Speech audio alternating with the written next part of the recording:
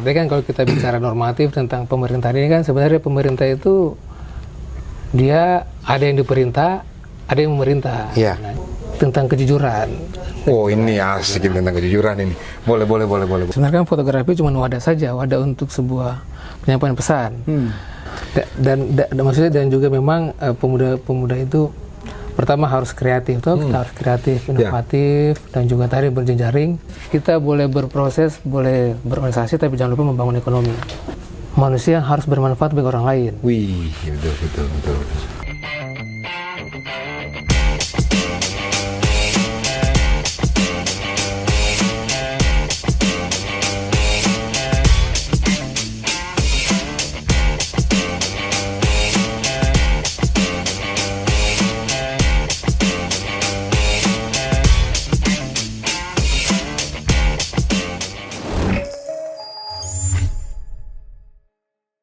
Oke, assalamualaikum warahmatullahi wabarakatuh. Kita bolos lagi di sarang semut. Saya sebenarnya tadi ditelepon ini. Telepon sama brother dari Jakarta. Katanya mau bolos di sini nih. Saya bingung juga nih mau bolos ini, mau bolos. Perasaan itu sudah tidak sekolah lagi nih, tapi mau bolos. Oh iya, tempatnya kita paling tempatnya bolos. Mudah-mudahan dia tidak cerita tentang masalah rumah tangga. Repot kalau masalah rumah tangga ada cerita ini. Oke, sambil kita tunggu brother Sakti, kita siapkan dulu. Mudah-mudahan dia suka teh apa kopi, ini kita belum tahu juga ini. Mudah-mudahan dia tidak suka arak. Oke. Repot kalau sudah beli arak lah Sakti ini. Assalamualaikum. Waalaikumsalam warahmatullahi wabarakatuh. Brotherku. Kakak Wani. Waduh, goyang. Kapal makanya. Saya baru pesawat atau kapal kok ini? Ini pesawat. Oleh kapal kapten. Bisa saja kalau pesawat oleh kapal nih. Ombak di anu tuh dilawan juga, ada ombaknya juga, Pak. Tapi bicara sabar sebelum bicara tentang kedatanganmu yang jauh dari Jakarta, berapa hari kau di sini Sakti? Ya, sampai tahun baru kayaknya. Sampai tahun baru. Oke. Tapi sudah berapa hari di Babo ini? 2 hari lalu. Itu kok telepon kemarin bilang mau bolosnya, saya bingung juga itu. Ini mau bolos sekolah, perasaan kita sudah tidak pakai putih abu-abu lagi nih. Makanya saya lihat kayaknya nih harus bisa mampir juga bolos di sini tuh. Mumpung ke Bau, mampir ke tempat bolos ini. Wah, asik. Tapi tidak apa-apa ini, kasih rokok. Lanjut. Karena saya dengar kalau ini sudah, bukan dengar, memang kemarin waktu nikahan datang, nikahnya sama sebenarnya tetangga. Istri kan tetangga. Tapi ada sedikit saya bilang bisanya maksudnya kau kan ini lama di Makassar nih Sakti tuh, sekolah di Makassar, lanjut lagi di Makassar, pada akhirnya saya dengar tuh terakhir di Jakarta. Ini kan cewek Makassar, lama di Makassar, di Jakarta juga banyak cewek, bisanya komunikasi sama tetanggaku. Kayak curhat kalau begini nih. Tapi sedikit. Kenapa bisa begitu? Jadi apa namanya? Supaya kita bisa pulang di kampung. Karena kalau kita menikah juga sama orang luar kan kita sudah tidak pulang di kampung nanti. Oh, gitu. Supaya bisa pulang di kampung toh? Itu harus di kampung tuh. Tapi bisa ya pada akhirnya itu kan jodoh, atau kembali ke jodoh bahwa mau siapapun dia itu ya kalau sudah ditakdirkan jodoh ya harus menikah. Yang sampai tidak menikah, sudah ada jodohnya tidak menikah. Saya juga bingung ini. Kau kan memang saya lihat waktu kau di Makassar itu kan kau banyak di fotografi. Itu memang kau di Makassar itu sekolah di fotografi atau kau bagaimana kah? Jadi fotografi ini dapat di kampus di Makassar. Kan kuliah di Makassar di Unhas. Saya jurusan ilmu pemerintahan 2007. Nah, sambil berjalan kuliah, kan banyak PKM tuh, pusat kegiatan mahasiswa dari beberapa kegiatan-kegiatan. Saya tertarik dengan fotografi, makanya saya masuk dan bergabung di UKM Fotografi 2009. 2009 fotografi. 2009. Tapi kuliah disiplin ilmu kuliah itu bukan di fotografi? Bukan, pemerintahan di Sospol. Di Sosol pemerintahan. Oh, jangan sampai kan orang tua kan ya di pemerintahan juga. Yang sampai karena orang tua bilang harus di pemerintahan, tidak juga. Tidak. Memang pasca tamat SMA juga ada beberapa kampus memang kampus yang saya cari itu kampus yang ada jurusan dengan pemerintahan, karena memang bukan karena paksaan juga, tapi senang begitu dengan ilmu pemerintahan. Oh begitu. Tapi kau ini hasil kau datang ini kau mabuk laut kau ini atau kau mabuk pesawat, kau kaku sekali kau datang ini. Kayak Masuk bukan oleng tuh, masuk kesaktianmu itu hilang gitu ya. Kesaktian seorang sakti itu hilang gitu. Kan biasanya kan begini, kalau saya lihat foto kan banyak kan human interest, gitu kan. Itu kan harusnya lebih fleksibel, lebih tahu siapa sih yang masyarakat, apa sih kehidupan sosial masyarakat itu kan lewat foto human interest itu kan harus tahu.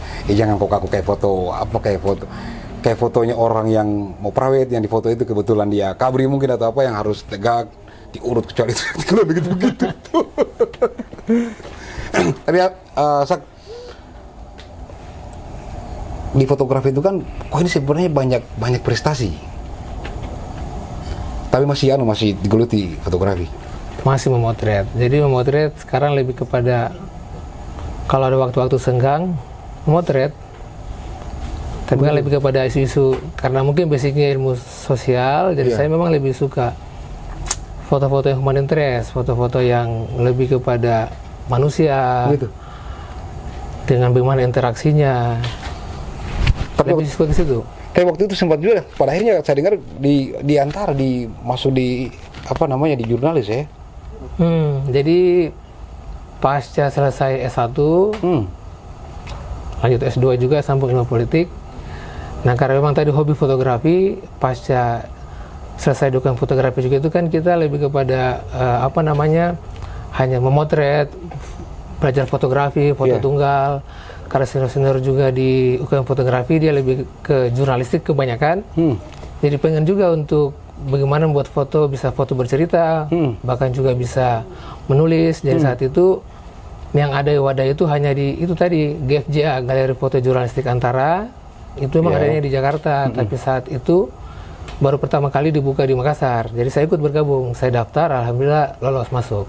Tapi sebenarnya fotografi juga pada akhirnya itu banyak mempengaruhi kau waktu zaman kuliah. Karena tadi kan tugas akhirmu juga kadang malah mengambil fotografi. Ya, jadi dia bukan di tugas akhir kuliah. Waktu pada saat kita di GFJ itu kan saya ada 2 kelas, ada kelas fotografi dasar, ada kelas jurnalistik. Sedangkan kelas jurnalistik ini dia selain kita belajar itu memotret, kita juga belajar menulis dan juga lebih kepada untuk membuat foto itu foto cerita. Yang boleh jangan sampai dia habis airnya kita repot lagi gitu. Cari air lagi nih, bawa tahu nih bawa jadi kalau musim hujan begini ini apa namanya? Oke, hampir kasih panas-panas sedikit. Sabar disak minum kopi apa? Lanjut. Teh saja teh. Kita ngeteh toh. Oke, gulanya kau hajar sendiri. Terserah kamu mau kasih penuh gula kah? Diabetes sekalian gitu. Soalnya kalau sama manis ini nanti kita maksudnya apa? Tambah manis tuh. Boleh juga, boleh. Aja sak. Oke. Ini pelan-pelan. Nah, ini nih harus dipakai ini sak. Asik. Disiapkan memang brother. Santai. Lengkap ternyata ini mandi. Tempat bolosnya kita harus komplit. Kalau tidak komplit kita kayak apa namanya kalau tidak komplit ya kita di rumah berarti. Oke, kalau katanya orang buton katanya harus ada sendoknya sak. Biar tidak pecah gelasnya katanya orang buton gitu.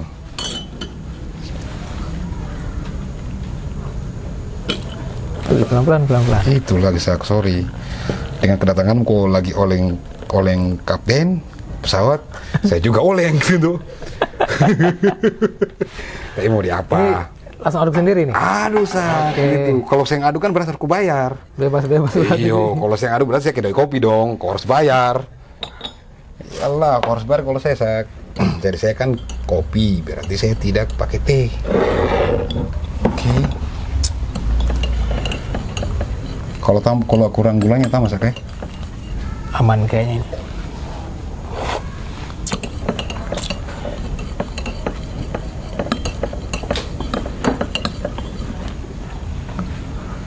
Oke, sambil kita itu nyaman, kita aman, udah tambah aman.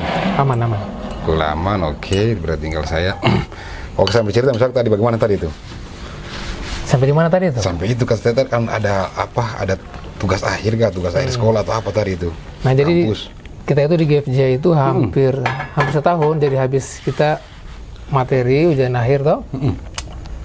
Jadi teman-teman kan kita di kelas foto jurnalistik itu kita membuat foto cerita. Iya. Jadi tidak hanya foto tunggal tapi foto beberapa rangkaian foto dan juga dilengkapi dengan naskah.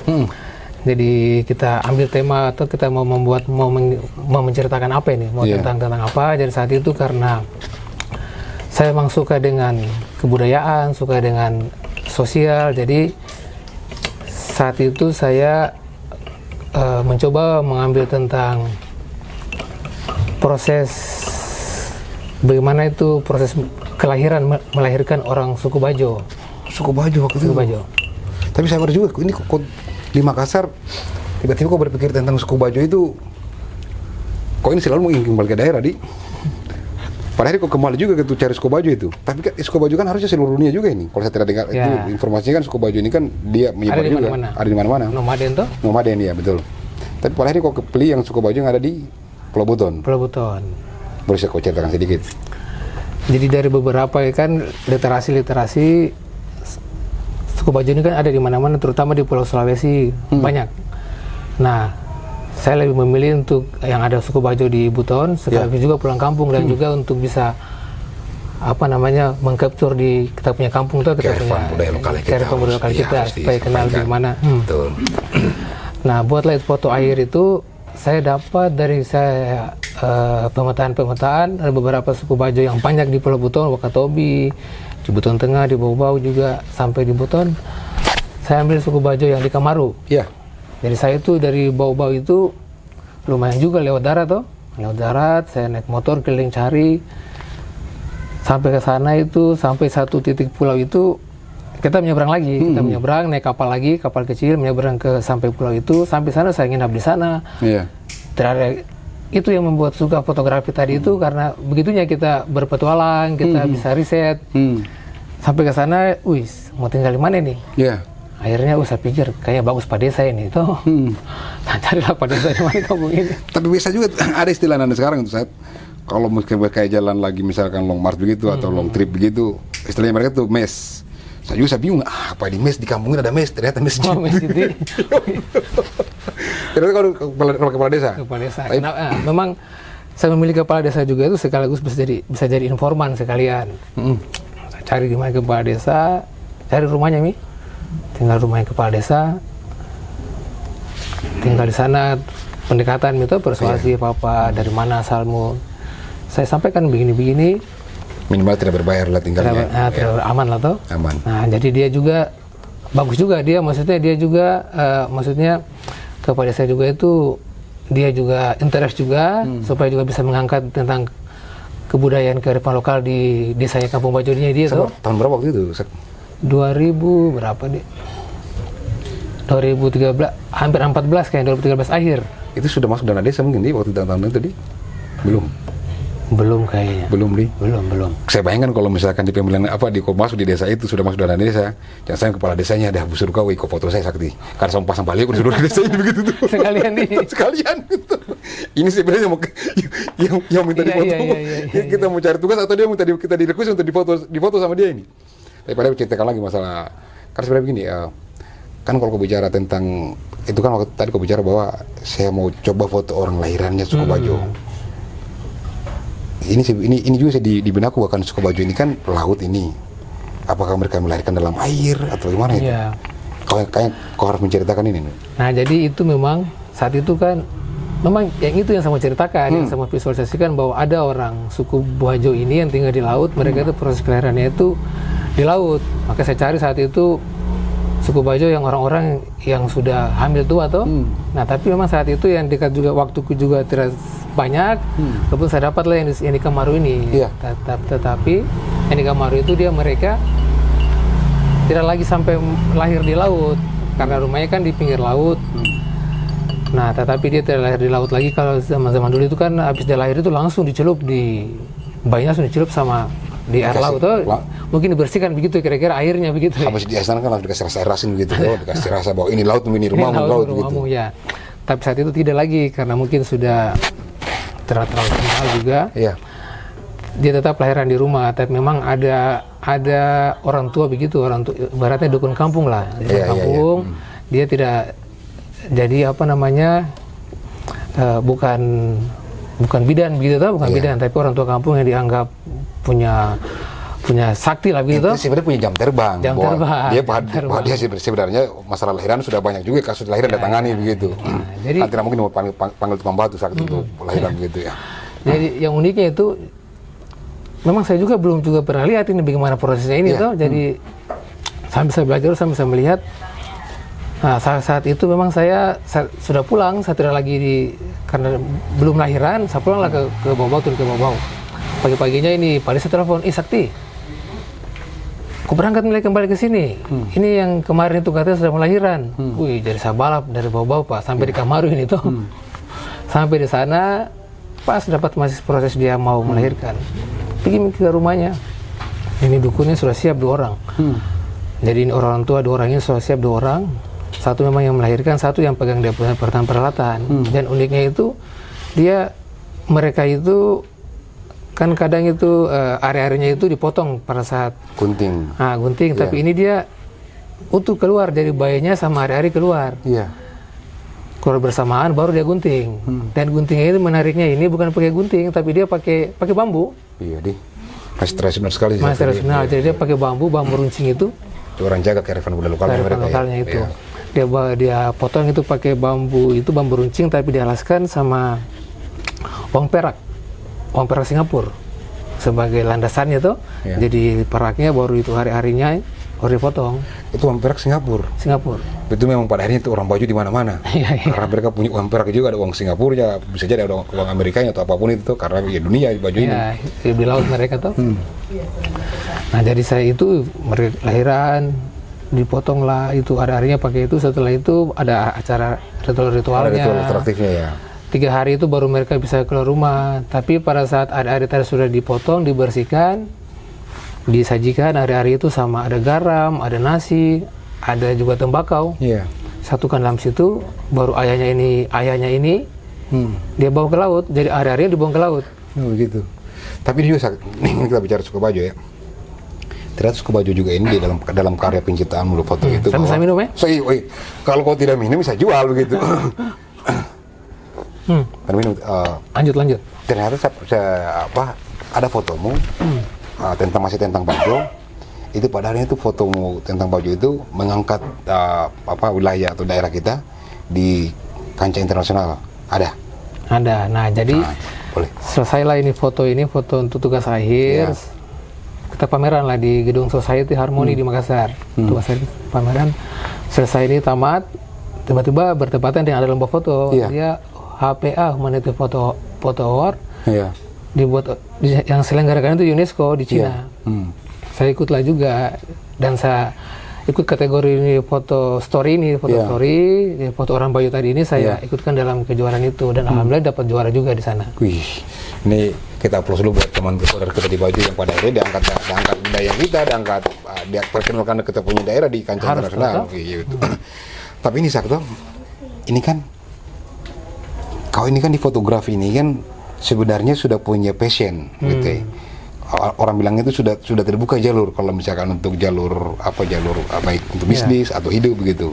Karena kau juga seleksi kerja di salah satu rumah besar foto itu antara itu kan itu pasti proses seleksinya keras juga begitu. Dan kau pada akhirnya diterima situ juga. Tapi saya dengar tiba-tiba ini saya tidak tahu ini kau salah minum obat kah atau memang kau dapat mimpi kah, tiba-tiba kau langsung belok begitu. Beloknya dia tidak mulus, langsung patah begitu. Ini bingung juga saya ini. Nah jadi itu memang saat itu, jadi memang GFJ itu dia sejak tahun 92 dilahirkan di Jakarta. Itu yang dimotori oleh Bang Oscar Motulong. Di sana. Jadi memang GFJ itu pertama untuk wadah untuk bagi penggiat fotografi, jurnalistik, untuk bisa belajar lebih intens tuh ada pendidikan formalnya.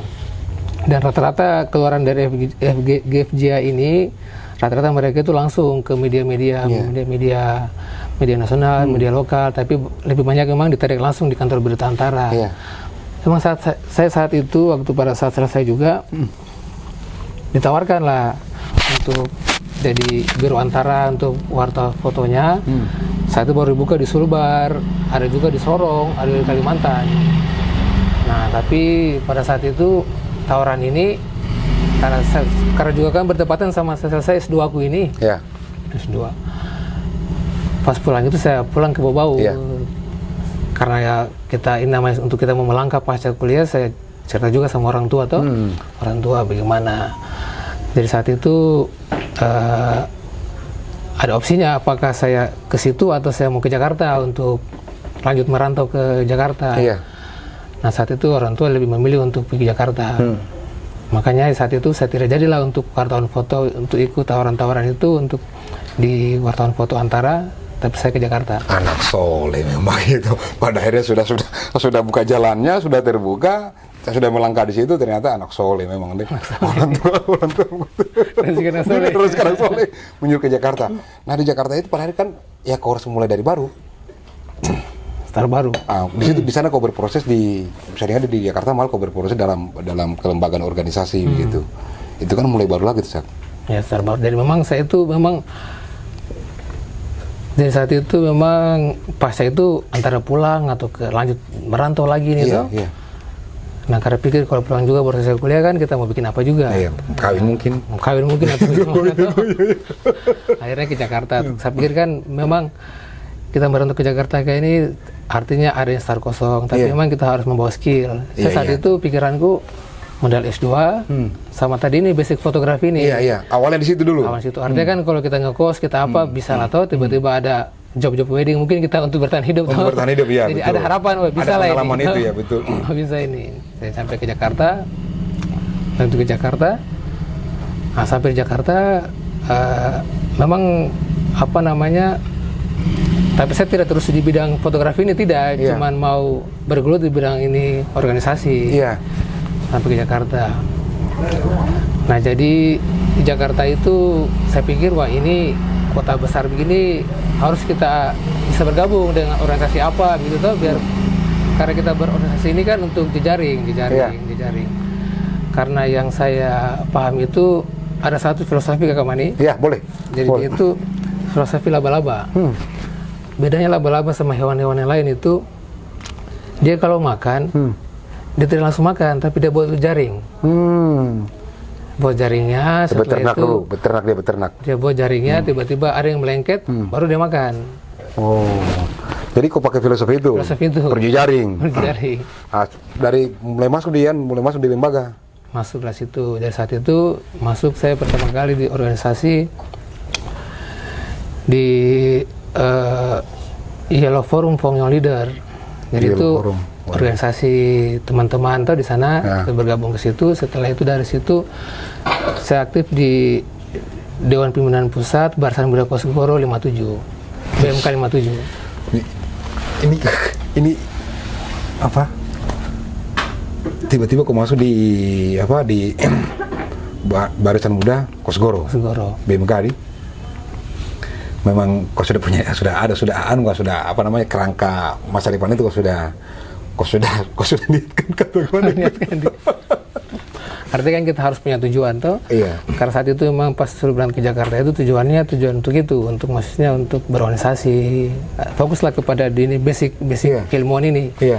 Makanya saya fokus ke situ untuk cari organisasi kepemudaan, organisasi yang berada dalam kepartaian khususnya untuk pemuda-pemudanya toh. Tapi benar gitu. Jadi kan kadang-kadang orang di atas salah tafsir bahwa ketika dia masuk organisasi itu dia menginginkan sesuatu. Sebenarnya saya berpikir juga bahwa masuk di organisasi itu kalau bisa kita memberi sesuatu. Nah, kau kan punya pengalaman di fotografi, banyak bergelut di human interest gitu kan. Ya pada akhirnya kau bisa menyampaikan gitu bahwa apa yang saya lihat seperti ini gitu, kondisi-kondisi sosial itu seperti ini. Ya itu juga mungkin menjadi fondasi berpikir bahwa pengetahuan dari pengamatanku, dari hasil observasiku, risetku bahwa ini saya harus sampaikan juga ke di teman-teman di BMK ini, Barisan Muda Kosgoro ini. Dan tapi kan itu satu juga, kalau kita bicara lembaga ini kan sama nih dengan misalkan organisasi di kemahasiswaan kampus, bahwa tahapannya itu ada juga itu dari bawah, gitu, hierarkinya jelas. Dan itu maksudnya tidak capek lelah bahwa harus kau mulai lagi dari bawah begitu. Sementara kau sudah maksudnya di akademisi sendiri kau sudah selesai S2, harus kau mulai lagi dari bawah.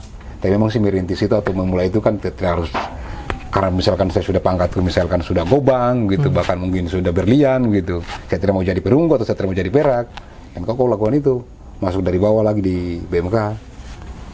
Ya jadi apa namanya, kan memang kita berorganisasi ini kan kita harus mengikuti, kita harus berproses, karena kata senior itu kan kita harus, supaya kita paripurna itu ya memang kita harus jadi dulu kopral dulu, tidak langsung jadi jenderal.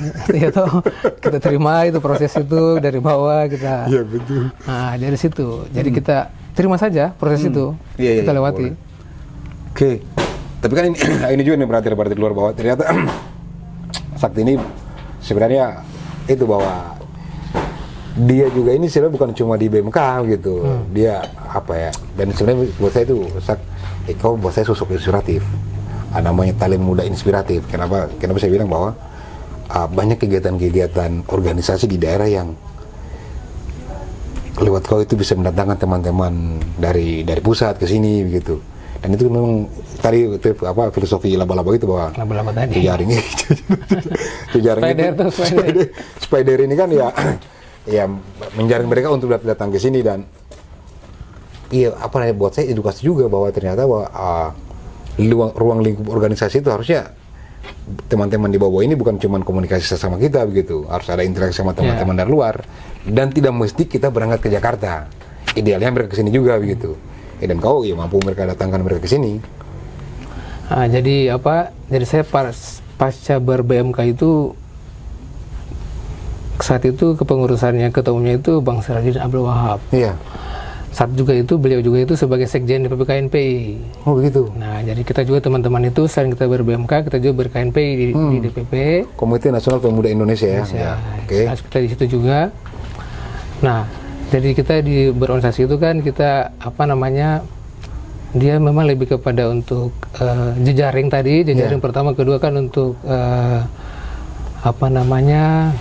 wawasan untuk berorganisasi, untuk mengenal banyak orang, dan di situ kita bisa lebih, orang-orang kan banyak ini dari latar belakang berbeda-beda, suku bangsa berbeda-beda, background yang berbeda-beda. Di situ kita di KNPI ini, kalau tadi itu di Barisan Muda Kosgoro itu dia lebih kepada, karena dia adalah organisasi pendirinya Partai Golkar, dia lebih kepada saja satu warna, tapi kalau di KNPI itu semua warna ada di situ. Dari situ lebih lagi plural di KNPI itu. Nah, di situ kita beri KNPI.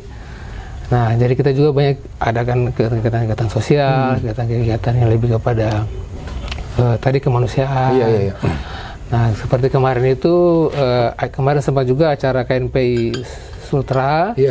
Kemarin kan ada acara KNPI Sultra yang adakan di Buton. Jadi kemarin juga teman-teman dari DPP juga hadir, datang. Jadi yang tadi terbareng datang ke Sulawesi Tenggara, terbareng datang ke Buton ini, tapi sampai juga ke sini. Ini harus diapresiasi juga nih, karena tadi satu foto Pak Joko sudah bisa presentasikan keluar, padahal teman-teman yang dari pusat, yang mereka juga sebenarnya mau ngapain juga begitu di sana tuh, ternyata mereka pada akhirnya kesini juga, dan amin mereka bisa menceritakan bagaimana daerah kita, bagaimana orang Buton itu tingkat penerimaannya bagus, humanis begitu. Tapi ini ini kan dua lembaga yang kau sebut tadi ini kan itu kan manusia ini kan di mana rumah itu atau di mana kelompok atau di mana tempat bergaulnya itu sedikit banyak itu akan mempengaruhi cara berpikirnya dia. Baru kan memang kau dari kuliah itu kan memang sudah di ilmu pemerintahan. Dalam kacamata apa sih menurutmu pemerintah, seperti apa pemerintahan kita? Kita bicara di daerah kita ini, saya tidak bicara di Papua, saya tidak bicara di Australia atau di Meksiko, ini kita bicara bau ini. Artinya kan kalau kita bicara normatif tentang pemerintahan ini kan sebenarnya pemerintah itu dia ada yang diperintah, ada yang memerintah. Nah, jadi pemerintah itu pada dasarnya dia pelayan. Jadi dia pelayan. Jadi bagaimana yang dilayani itu adalah masyarakat. Iya. Jadi masyarakat inilah yang harus dilayani dari segi sosialnya, kesehatannya. Iya, iya. Apa kebutuhan sandangnya mereka. Iya, iya. Jadi sebenarnya pemerintah itu hadir di situ. Iya, iya. Sebagai tadi untuk mewadahi masyarakat ini untuk memenuhi kebutuhannya. Iya, iya. Tapi kalau menurutmu kalau kau lihat ini mesti kita dibawain bahwa kualifikasi tentang tentang pendidikan pemerintahan itu sudah mulai berjalan bagus. Intinya sudah terintegrasi dengan seperti apa sih itu pemerintahan. Kalau kau lihat seperti apa kita dibawain ini? Artinya kalau pemerintahan ini kan kita bahas dengan kondisi sekarang ini. Iya. Sebenarnya kan tolak ukur dari misalnya kayak kemajuan daerah itu memang dia lebih berkembang saat akhir-akhir ini karena dia sudah kepada sistem desentralisasi. Iya. Yang awalnya itu kan sentralisasi. Iya. Sentralisasi itu semua pusat yang adakan, yang kelola. Iya. Jadi saat desentralisasi otonomi daerah ini, daerah itu sudah bisa berkembang. Jadi artinya kita lihat yang tadinya kita masih zaman SD, mungkin bisa dihitung berapa jumlah mobil dia bawa-bawa. Tapi dengan desentralisasi ini dan otonomi daerah ini sekarang sudah bermobil. Iya, iya. Ekonomi masyarakat sudah meningkat, tidak lagi seperti zaman yang kemarin. Artinya ada kemajuan. Tapi mudah-mudahan kemajuan ini tidak bablas juga ya. Harusnya ada warni-warninya juga sebenarnya, ada rambu-rambunya juga karena jangan sampai kita merasa kita berkembang, kita maju, tapi kita lupa bahwa ternyata di depan ada jurang gitu. Kapan kita jatuh di jurang ini kembali nol lagi kita ini. Ya bagus kalau kembali nol, kalau misalkan kita hilang gitu tuh, kita menjadi tidak ada. Jadi kan dia memang pemerintahan itu kan ada sebut dengan good governance. Jadi good governance itu pemerintahan yang baik itu dia kolaborasi dari 3 aspek. Pemerintah, swasta, sama masyarakat. Nah, jadi pemerintah ini ada 2, yaitu eksekutif dan legislatif. Nah, fungsi pemerintah ini kan dia eksekutif. Dia menjalankan apa yang diputuskan bersama oleh ini parlemen, oleh ini DPRD itu. Jadi legislatif ya. Legislatif. Jadi tadi itu terkait rambu-rambu itu memang itu bagiannya legislatif. Oh begitu. Yang ibaratnya dia menasihati untuk pengawasan lah gitu. Karena fungsi DPR kan ada 3, ada tidak hanya masalah anggaran, dia juga adalah untuk menyusun perda, aturan-aturan, dan juga yang ketiga itu dia pengawasan, mengawasi ini jalan pemerintah ini. Kan saya begini, dari komunikasi dari kita obrol ini, tapi maaf nih saya harusnya kau datang bolos di sini itu yang kau banyak relax, berat ini lebih relax gitu. Kau datang di Jakarta yang penuh juga berat gitu. Berat pembahasan. Ternyata, tapi memang ini edukasi Sat. Tadi saya bicara mantap bolosnya. Iya tuh harus begitu. Saya begini, bahwa fungsi pemerintah itu dia sebagai pelayan. Berarti di sini nih masyarakat di sini posisinya itu sebagai orang harus dilayani. Nah, legislatif sebagai utus masyarakat ini sebenarnya bagian komunikasi seperti apa itu masyarakat minta dilayani sama pemerintah. Nah, hari ini kau melihat komunikasi antara legislatif dan eksekutif ini untuk melayani masyarakat ini berjalan baik atau dalam kacamata ilmu pemerintahan yang kau pelajari ini. Saya tidak bicara seperti sebagai kau yang menganalisa, tapi dalam framing disiplin ilmu yang kau pelajari di ilmu pemerintahan itu. Jadi memang kalau normatifnya itu kan kalau kita berpemerintahan atau bernegara lah kan. Jadi ada 5 hal, ada 5 unsur. Ada namanya, 1 itu negara, kedua itu adalah kekuasaan, ketiga itu adalah pengambilan keputusan, keempat itu lahir sebuah kebijakan, dan kelima itu alokasi. Jadi dalam sebuah pengambilan keputusan atau kebijakan itu sudah pasti tidak akan ada semua pihak yang senang. Jadi pasti dinamikanya itu ada. Tapi kan minimal juga begini, minimal juga kan harusnya kan harapan atau usulan dari bottom up, dari bawah itu kan harusnya terakomodir juga begitu sama pemerintah. Minimal ya pro kontra itu wajar, cuman jangan sampai lebih besar kontra daripada pro-nya begitu. Ini yang rawan juga sebenarnya ini. Maksudnya jangan sampai tadi kita merasa bahwa di daerah berkembang, dari terus maju, ternyata kita maju terus, kita lupa bahwa kita bawa gerbong ini. Di belakang ini wajar penumpang dapat, weh supir, kok berhenti juga begitu. Tabrakan begitu. Kita supir ini kita merasa bahwa kita terlatimi, dia lupa bahwa dia bawa penumpang, dia bawa masyarakat di belakang begitu. Ini kan perlu juga sebenarnya. Nah, jadi memang itu tadi fungsinya tadi DPRD itu. Dia fungsi pengawasan tadi itu. Jadi pemerintahan akan bisa baik jalan itu kalau pengawasannya juga bagus. Tadi itu maksudnya rambu-rambunya itu di situ. Jadi apa yang menjadi aspirasi masyarakat itu menjadi atensi bagi para mereka-mereka yang duduk di sana itu untuk memberikan rambu-rambu kepada pemerintah tadi itu. Bos pelan-pelan ini. Jangan terlalu laju juga toh. Betul. Mereka harusnya gitu. Iya betul juga sih. Tapi ini juga menarik bisa karena saya dibilang juga instan ku jalani prosesnya begitu. Karena tadi kau bicara tentang fotografi, pada akhirnya tes semua itu sampai ikut lomba begitu ya kan. Intinya saya juga fotografi tapi ya harus dites dulu gitu tuh, harus direview dulu begitu. Ya lomba mungkin pada saat itu. Nah di pemerintahan lagi nih kan, sebenarnya kalau secara saya pribadi review bahwa anak ini matang ini. Memang tidak salah kalau saya bilang bahwa talent muda inspiratif begitu. Ada harapan mungkin buat buat kalau kita bicara yang tua-tua kan itu kan tidak mungkin kita mau gurui mereka. Karena mereka duluan makan asam garam itu. Kita baru minum air putih, mereka sudah ada rasanya begitu, sudah ada asin, sudah ada manisnya, sudah ada asinnya begitu. Minimal dari level kita sampai di bawahnya kita bahwa seperti apa sih kalau kita mau kita mau hidup begitu. Apakah kita harus upgrade kita punya skill, pengetahuan begitu.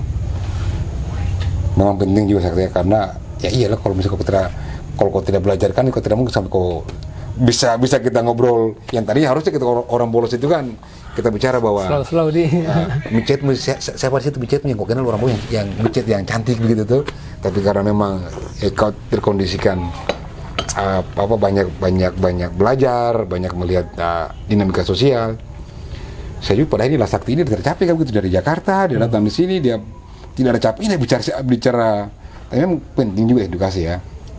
Ya, jadi memang maksudnya edukasi begini memang bagus karena bisa menjadi input bagi orang banyak toh, orang banyak.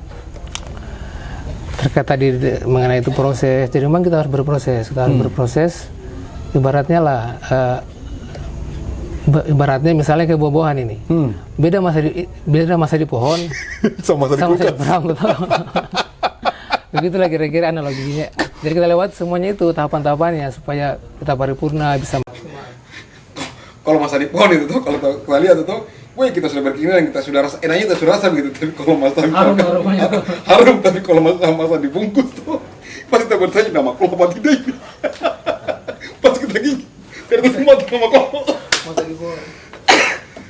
Gara-gara saksa batu ini, kau kasih ketahui lagi saya Sakti, tapi memang harus seperti memang kalau kita mau masak masa di pohon gitu, tuh, jangan masa di beram. Jadi fotografi juga itu bagi saya tantangan memang, karena pada saat sudah berkunjung fotografi kan kalau cuma kita saja yang maksudnya yang mempersepsikan karya kita kan ibaratnya subjektif, makanya ajang-ajang lomba foto itu memang bukan menjadi sebuah sebuah ukuran bahwa itu orang berprestasi hebat, berkarya, tapi kan itu cuma sebagai saja sarana untuk ternyata kita punya karya ini bisa menjadi ukuran daripada orang lain. Makanya saya itu suka juga mengikuti lomba-lomba fotografi tadi. Tapi ada tantangan tuh. Tapi ini berat ya. Tadi kan itu kan di fotografi itu kan sebenarnya sudah menjadi passionmu gitu. Tapi karena kau menjadi anak yang soleh, pada akhirnya kau menurut kata orang tua begitu. Bergeser sedikit satu ke Jakarta dulu begitu. Ternyata di Jakarta arus ini membawa kau ke kelembagaan ini begitu. Tapi kan saya sebenarnya sama Pak Cimut saat itu saya punya ikatan emosional karena buat saya tuh almarhum orang tua itu memang orang tua menjadi mentor spiritualku juga di masjid di dekat rumah. Jadi kalau di bulan Ramadan itu saya banyak ngobrol sama dia. Dan kan beliau kan sudah tidak ada ini, sudah duluan sama kita bahwa tadi di fotografi orang tua yang warning kamu, nah sekarang beliau sudah tidak ada ini. Ini kan tantangan buat kau juga nih Sak, bahwa ini sudah tidak ada yang review saya ini. Dan atau ada sosok lain yang minimal bisa menjadi. Karena kalau saya bicara pacar saya foto orang tua itu orang tua itu buat saya memang apa namanya panutan. Jadi memang beliau itu pada saat sudah pergi saya kehilangan sosok juga karena selain orang tua juga teman tadi seperti tadi itu maksudnya teman cerita, teman diskusi, berbagai hal tuh aspek lain juga karena fotografi juga sebenarnya foto-foto itu saya mungkin karena almarhum juga itu kan dari dia itu dia masuk ke pemerintahan ke PNS saat itu dia pertama itu langsung jadi Kabak Humas. Jadi dunia perfotoan dokumentasi itu sudah mengerti. Jadi saya dari kecil itu memang sudah sering lihat kamera, lihat foto-foto. Dari Pace ya, dari orang tua. Dari situ dari dia punya hobinya. Tapi pada saat almarhum sudah tidak ada, memang saya kehilangan sosok juga untuk teman curhat, teman cerita atau. Iya, apalagi kan di bukan di bidang sebenarnya di sekarang yang kau gelut ini kan arusnya lumayan keras ini, pasti keras ya. Dan sebenarnya kita harus membutuhkan sosok pendamping, sosok yang memang kita jadikan panutan gitu. Kan Bapak sudah tidak ada ini. Ada tidak misalkan yang menjadi pegangan paling penting buat kau ketika tanpa sosok Bapak dalam kehidupan yang nyata, tapi minimal petua atau pendidikan yang itu masih menjadi pegangan mari untuk melangkah. Ada dari Bapak. Jadi kalau petua-petuanya itu kan jadi memang pendidikan ini kan ada dua. Ada pendidikan formal, ada pendidikan informal toh. Jadi memang pendidikan formal itu melahirkan intelektual, sedangkan pendidikan informal itu kan untuk melahirkan karakter. Karakternya kita. Jadi memang itu semua pendidikan informal itu semua dari rumah. Jadi almarhum juga itu kita sering dengar ujangan-ujangan dari beliau tentang pertama itu yang sering disampaikan bahwa tentang kejujuran. Oh, ini asik tentang kejujuran ini. Boleh. Kejujuran karena katanya dia itu kejujuran itu ibarat mata uang yang dosis yang sama. Jadi kalau kita tidak laku, akan terlaku juga dimanapun. Oh begitu. Mau di Amerika kah, mau di Afrika kah, mau di mana. Kalau sudah tidak laku, pasti tidak akan laku. Jadi, tapi ketika juga kita itu laku, menjaga kejujuran itu dimanapun juga kita akan laku. Berarti kalau misalnya laku ini kejujuran ini yang menjadi poin utama ya.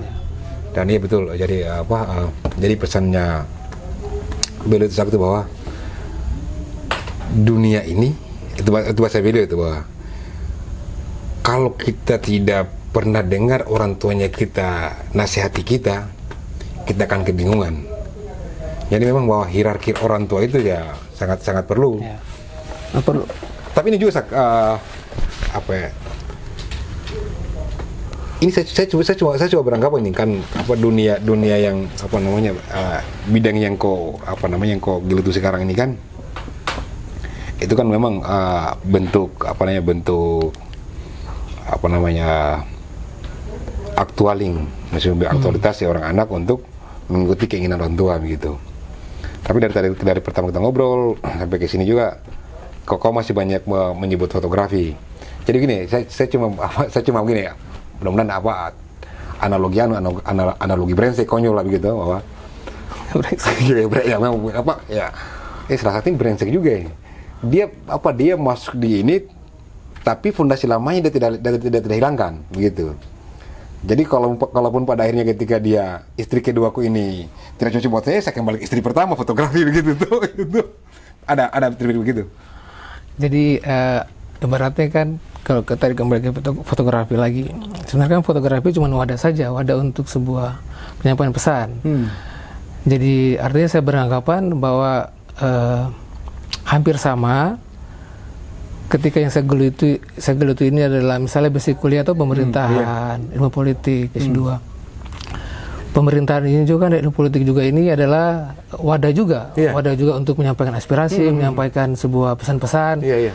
Jadi makanya saat itu saya mulai juga berbelok sedikit karena ibaratnya ketika kita menyampaikan sebuah tadi aspirasi ini, kalau kita berada di luar saja ini, masuk di luar sistem, cuma melihat sebuah karya begitu, sangat sulit untuk bisa menjadi sebuah kebijakan tadi.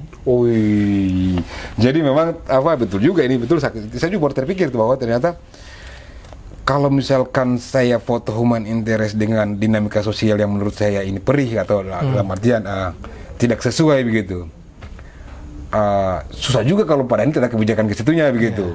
Ternyata bisa jadi berbekal dari pengamatan dari lewat foto tadi bahwa kalau secara kolektif, secara pribadi agak susah ini begitu untuk hasil pengamatanku dari dalam dinamika sosial tadi itu.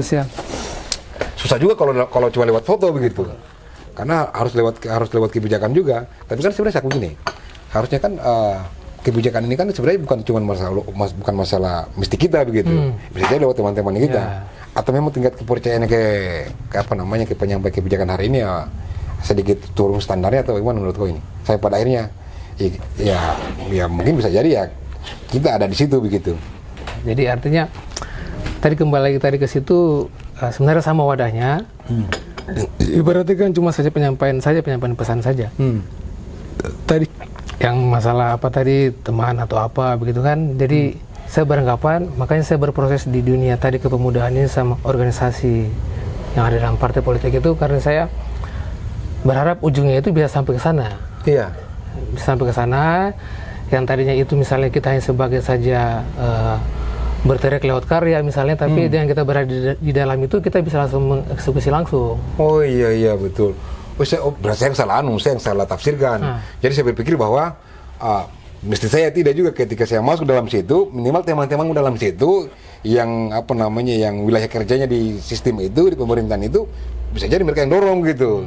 Penciptaanku dalam bentuk framing masalah sosial, human interest masalah sosial ini ya mereka yang aspirasikan. Oh iya betul juga. Saya sempat berpikir bahwa ya saya bilang Saktin kayaknya dia mau ada apa begitu. Oh ternyata saya yang salah tafsir. Ya itu juga salah juga sih benar. Jadi karena kalau juga nih saya yang konyol sebenarnya, kurang brengsek. Saya berpikir bahwa saya fotografi, saya yang keluar saya bicara fotografi tapi harus ada elemen lain yang menyampaikan fotografiku. Organisasi bisa jadi organisasi yang berjalan ini. Yang cerdas yang memang ini. Tuh sambil minum temu tuh, saya juga saya membakar dulu di belakang tuh. Bakar itu asap-asap.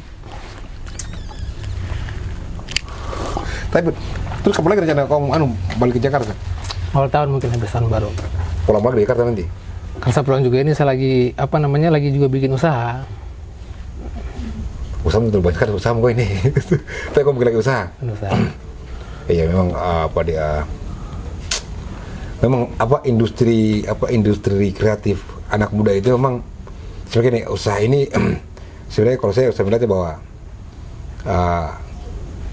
dengan saya hari ini saya bisa bersinergi sama teman-teman di pusat di KNPI, di BMK, terus bukan berarti saya bahwa saya tidak menjadi orang bau seutuhnya begitu. Jadi saya harus menjadi pemuda bau yang saya punya usaha juga begitu. Saya berusaha, usaha apa sih? Tempat nongkrong lah kan? Tempat nongkrong. Strategi lagi dah. Supaya nanti bisa ke sana tuh. Kalau tempat bolosnya bisa pindah-pindah di mana tuh? Tidak, kamu sudah desain kayaknya memang hebat emang Nana itu. Boleh juga, boleh. Ya tapi kan itu apapun itu orang mentafsirkan itu intinya tempat kita ketemu, tempat kita interaksi dan kita berbagi ilmu begitu. Di sini juga di tempat bolos Sarang Semut ini tadi kau datang. Pas kau telepon bahwa saya mau datang mampir di Sarang Semut, saya berpikir bahwa alhamdulillah bahwa tapi sabar, ini kuliah dari mana ini? Tiba-tiba kau menelpon, kau bilang apa mau bolos itu. Ini saya bingung juga yang tiba-tiba kau sabar, karena kau telepon sama bolos, saya berpikir lah Sakti dia mau bolos. Dia mau bolos, perasaan kita sudah tidak sekolah SMA ini, tiba-tiba dia mau bolos ini. Saya baru terasa, oh iya di tempat bolos, sabar kau dengar dari mana ini? Jadi memang menarik, jadi kan di Facebook, jadi di Facebook, saya lihat di Facebook tuh, buka-buka scroll. Nah ada Facebook itu, nama Facebooknya teman, namanya Laude Syukur. Saya lihat situ, ada acara-acara ini. Ini bagus juga bolos-bolosnya ini. Iya. Makanya cari tahu, telepon, Kakak Mani, kayaknya kita harus perlu bolos juga ke sini. Iya tuh. Di sini beda gitu. Beda bolosnya gitu. Berat proses ini berat. Tapi jangan salah kita, kan dulu kalau kota bolos itu, tapi bolos ternyata depan kita berangkatan lemari di rumahnya. Sudah beda tuh dia punya anu ya tuh. Oh, sudah beda. Tapi anu apa? Beda makna bolosnya. Betul, dan memang harus seperti begini, karena begini ya, kalau menurut saya juga bahwa generasi muda ini, apalagi kita bawa bahwa aktiflah di kelembagaan, aktiflah di organisasi, karena disitulah wawasannya kalian, intelektualnya kalian, mulai dia ter-up gitu, terintegrasi, maksudnya kita upgrade kita punya diri, dan saya tidak salahkan bicara bahwa kita kita bicara di ego-ego, cuman mari apa yang menjadi harapannya kamu orang, belajar dikomunikasikan yang baik begitu. Karena biasanya juga begini, orang ini kan kalau kita tidak belajarkan niatnya kita, tapi karena kita tidak bisa mampu menyampaikannya, pada akhirnya kita tidak terima, akhirnya kita ngambek lagi, marah lagi begitu. Kita anggap betul, dia tidak dukung kita itu orang begitu, dia tidak perhatikan kita. Ternyata memang kita tidak mampu presentasikan apa yang menjadi keinginan kita begitu. Dan memang perlu begitu.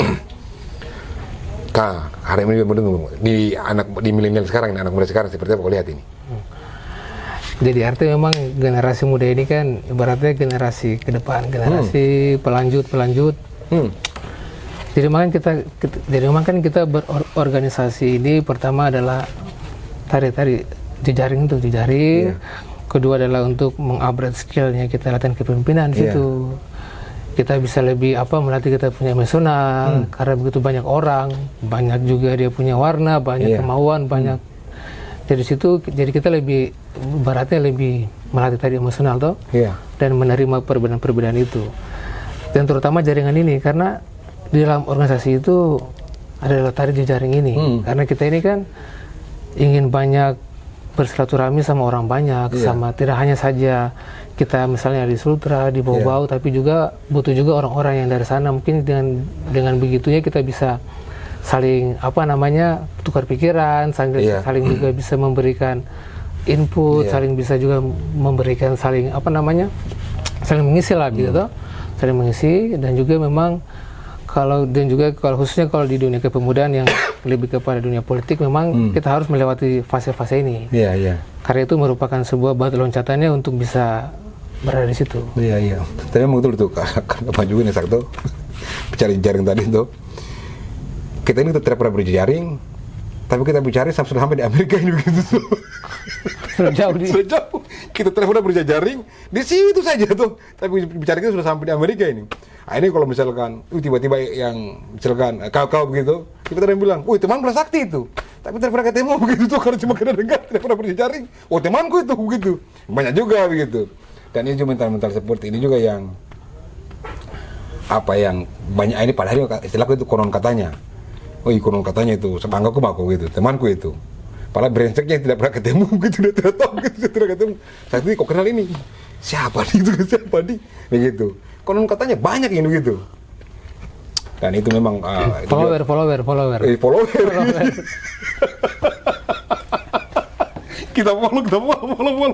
Kita follow orang di Amerika, kita follow orang di Rusia sana.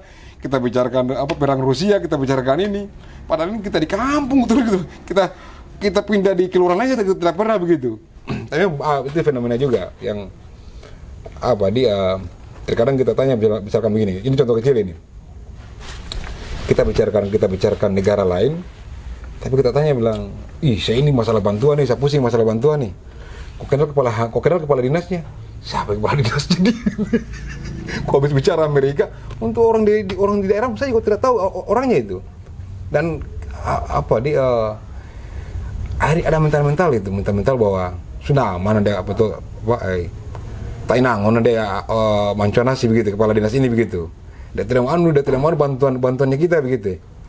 Bagaimana cara dia mau bantu kamu orang gitu? Kamu orang ketemu saya tidak pernah, silaturahmi saya tidak pernah begitu. Kalau jangan saya padahal kalau kita kasih orang yang kita tidak kenal juga ya rawan gitu. Ini juga mungkin pesan juga buat saya juga, atau buat teman-teman luar, bahwa belajar berjejaring, karena berjejaring itu spirit silaturahmi itu kan satu memperpanjang umur, memperbanyak rezeki, memperbanyak teman gitu. Kan tidak mesti langsung dalam bentuk kesehatan sana kecuali saya dapat uang, tidak. Bisa jadi karena doanya begitu, kita dapat kesehatan gitu. Dan itu yang kau terapkan juga saat ini. Dan harapan lagi apalagi ada harapan ternyata kau bukan lagi tempat nongkrong. Dan maksudnya dan juga memang pemuda-pemuda itu pertama harus kreatif, kita harus kreatif, inovatif, dan juga tadi berjejaring.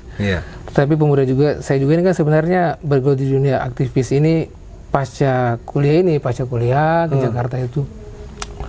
Tetapi kita jangan lupa juga membangun tadi ekonomi. Ekonomi, karena jadi maksudnya kita itu berjejaring oke, tapi ada juga landasan ekonomi kita.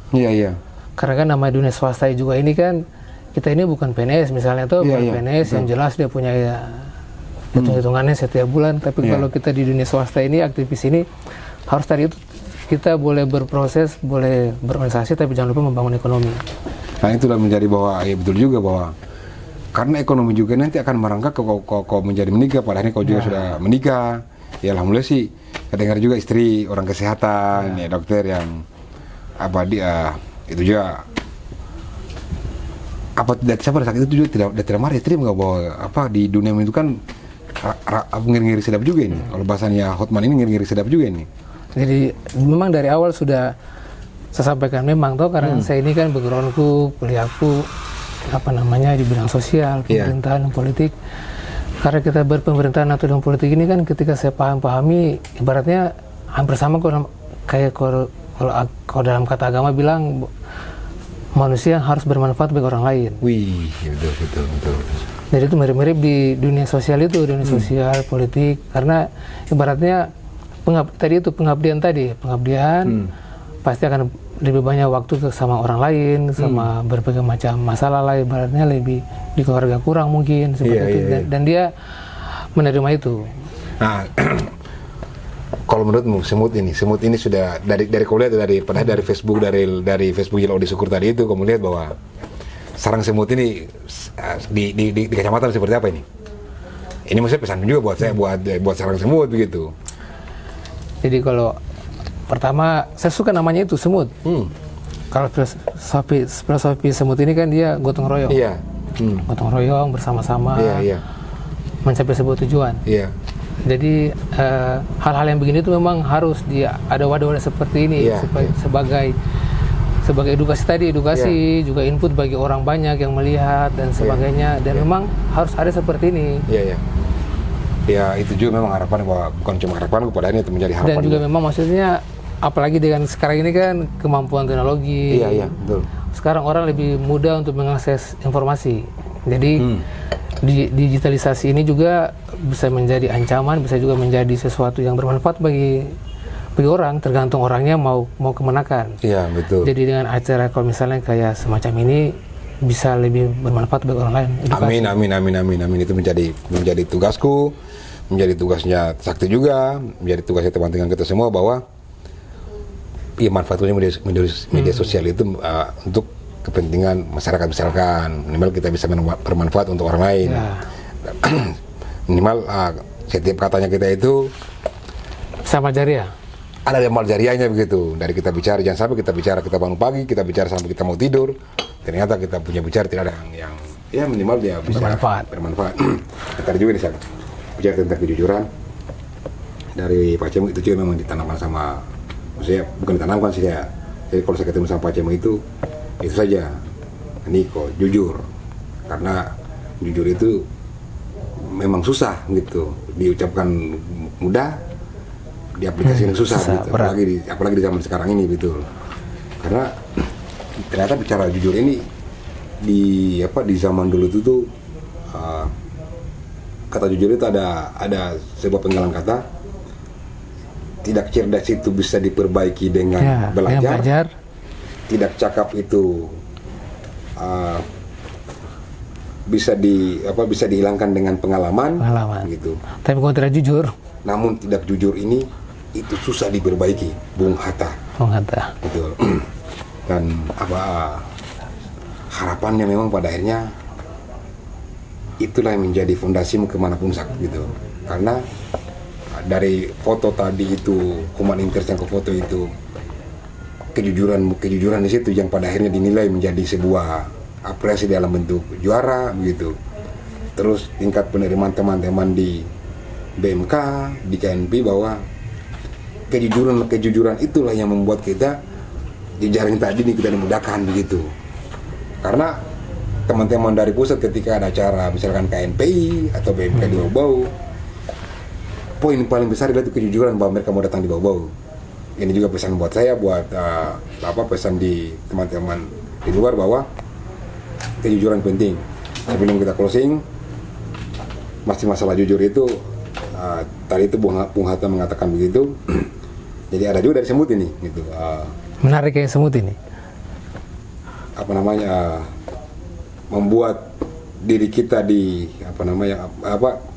memaksa kita untuk disukai orang banyak itu mahal dan susah. Manik Sunagana. Kalau kata tadi Bung Hatta bahwa tidak cerdas itu dapat dibenahi dengan belajar, tidak cakap itu dapat dihilangkan dengan pengalaman, namun tidak jujur itu susah dihilangkan. Semut juga itu memaksa orang untuk menyukai kita itu sangat mahal dan melelahkan. Manik Sunagana. Oke, Sake, makasih Sake. Brother, thank you. Kita akan mudah-mudahan apa yang menjadi anumu. Tapi itu Sake, awalnya namanya karena saya itu orang tua itu menjadi panutanku itu, dan itu mudah-mudahan yang menjadi menjadi spirit ke situ gitu, bahwa apapun yang kita lakukan pasti akan ada implikasinya ke orang tua kita di sana begitu. Kita berbuat baik, mereka terima kebaikan itu. Kita berbuat jahat, mereka akan dapat hisab itu. Amin. Semua terhubung toh? Semua terhubung. Oke, brother. Thank you Kak Mani. Oke deh.